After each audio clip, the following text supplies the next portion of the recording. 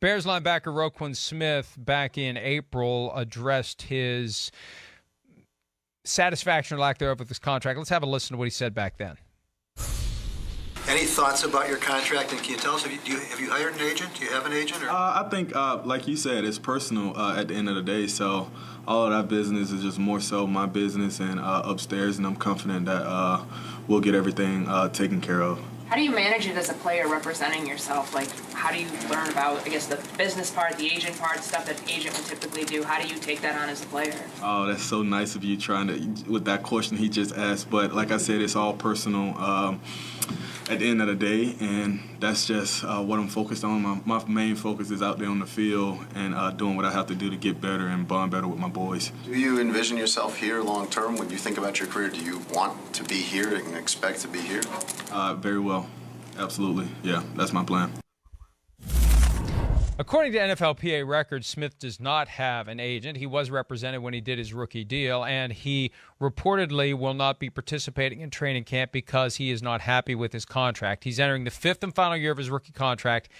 The Bears picked up the fifth-year option. And look, hopefully the NFLPA will explain to him what it means to hold out. Obviously, you have a daily fine that will pile up pretty quickly, but there's a clause in the CBA that says if you are in that fifth-year option on your first-round rookie deal, if you miss a preseason game, the fine for that is the equivalent of one game check for the regular season pay.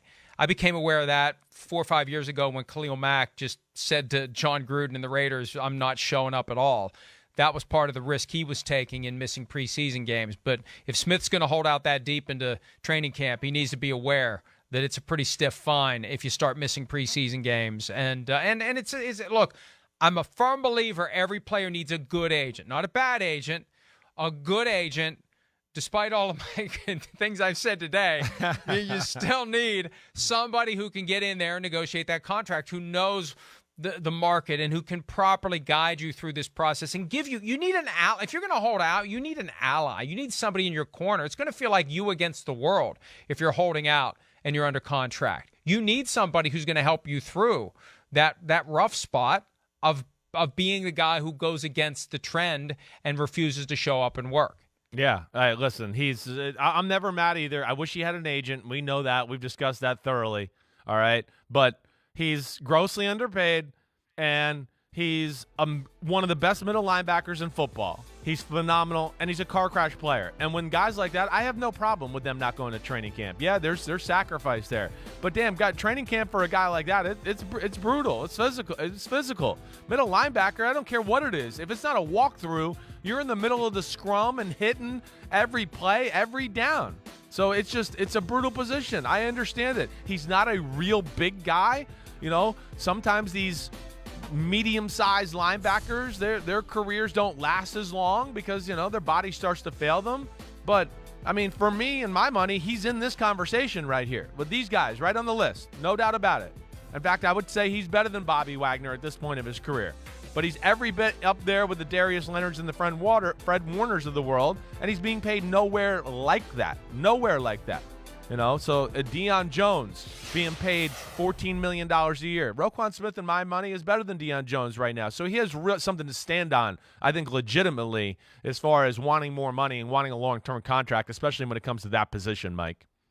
$9.735 million is what he's due to make this year under his fifth-year option. And he held out as a rookie back in 2018. And there was I remember it was this fight over the triggers that would cause guaranteed money to evaporate, because that's one of the things, as we discussed earlier, guaranteed money can be affected by Kyler Murray's failure to put in 4 hours of study per week. But it was, and the Bears had a very broad clause, and it would have been, I think, any type of fine whatsoever would have allowed them to rip up the remaining guarantees. Now, look, he ended up being a good enough player that they wouldn't have wanted to get out from under his contract. But that's what that fight's all about. You want to find ways where you can get out from under a guy's contract if he ends up not being very good. Smith has ended up being very good, and now he embarks on trying to get his second contract without the assistance of an agent. We'll see how long he holds out and if he can get something done or if he ultimately hires an agent.